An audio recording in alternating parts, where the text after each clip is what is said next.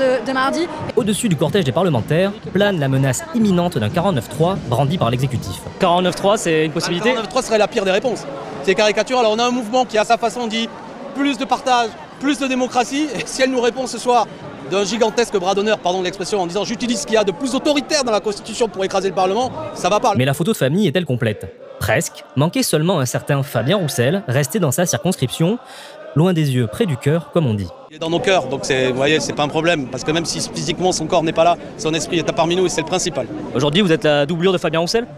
Aujourd'hui, je suis un des représentants du Parti communiste parmi d'autres et j'en suis très heureux.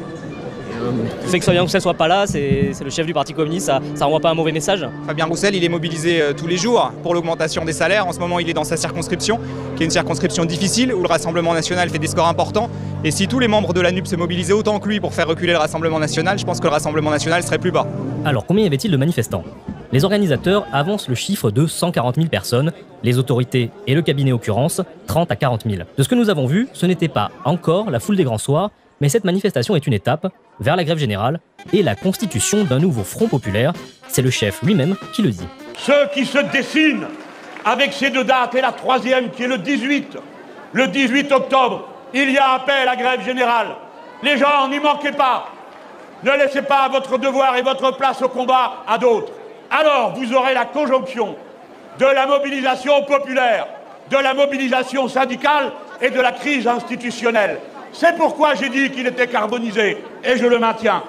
Avec ce que nous sommes en train de faire aujourd'hui, comme je l'ai dit, avec tant d'organisations qui y appellent syndicales et politiques, nous sommes en train de dessiner la construction d'un nouveau front populaire. La grève générale, ça se décrète pas. Il y a à un moment donné une étincelle, on ne sait pas d'où ça part, donc on peut la souhaiter, parce qu'effectivement une grève générale, c'est ce qui permet vraiment de faire canner le gouvernement. Donc moi pour l'instant, j'en appelle à ce que tout le monde réfléchisse bien à ce qui se joue dans la période et au fait que dans l'histoire, à chaque fois qu'on a réussi à améliorer nos conditions de vie, à faire en sorte que le progrès humain ne soit pas un vain mot, c'est quand il y a eu des grandes mobilisations. Moi j'ai en tête 36, j'ai en tête 68 aussi. Vous savez qu'en 68, on se souvient beaucoup des étudiants, mais en fait il y a eu une grève et une mobilisation telle que les salaires, avec l'accord de Grenelle, ont augmenté le SMIC de plus de 30%. C'est énorme. La grève générale comme nouvel horizon de la contestation à gauche, une perspective qui n'est pas pour déplaire à Philippe Poutou. Nous on pense que justement la grève générale c'est notre 49.3 à nous. Voilà, on a un moyen nous de bloquer, on a un moyen d'agir réellement et d'avoir des forces pour bousculer le gouvernement et le pouvoir, c'est la grève générale. En marge de la manifestation, des vitrines sont brisées, intervention des forces de l'ordre qui coupent le cortège en deux.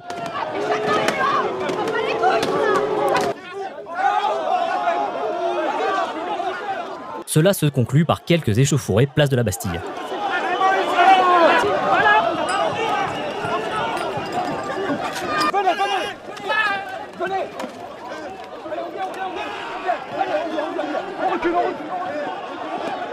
Globalement, dimanche, la police n'a pas joué la surenchère. Il faut dire que Didier Lallement a été remplacé à la préfecture de Paris. On a vu, il y a même des antifas dans la police.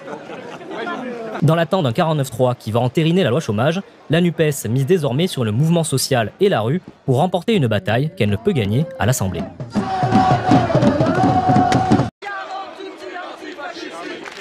Coût de la vie qui ne cesse d'augmenter. Des actions insuffisantes pour lutter contre la crise climatique, c'est l'argumentaire de ces milliers de manifestants qui arpentent les rues de Paris. La majorité des gens aujourd'hui sont réduits à 1 500 € et vont payer 500 € d'essence. Est-ce que le but d'un travail, c'est pas de gagner de l'argent, c'est pas de s'enrichir un tant soit peu pour faire profiter nos enfants de peut-être d'activités? Il n'y a pas non plus de choses qui sont faites pour le climat, pour notre avenir. Et donc nous, on se demande dans cette société-là, quelle est notre place? Au milieu des drapeaux, toute la gauche est représentée, à commencer par l'ex-candidat à la présidentielle Jean-Luc Mélenchon, initiateur de ce rendez-vous. Il est accompagné de la prix Nobel de littérature Annie Ernaux. Les manifestants réclament entre autres du gouvernement Macron des gels de prix, des augmentations de salaires au-delà de l'inflation et des investissements à hauteur de centaines de milliards d'euros dans la transition écologique. Si t'es pas content qu'elle soit, la relève, elle est là! Cette marche survient en pleine grève dans les raffineries de Total qui entraîne des pénuries de carburant. Et à l'approche d'une nouvelle journée de mobilisation initiée par la Confédération générale du travail prévue mardi. Au début, ils nous traitent de danger. Les autorités craignent d'ailleurs que le mouvement de grève ne se propage à d'autres. Tout ça alors que le conflit de travail chez Total paralyse le pays depuis près de 3 semaines. Ici Daniel Cadjo, Radio-Canada, Montréal.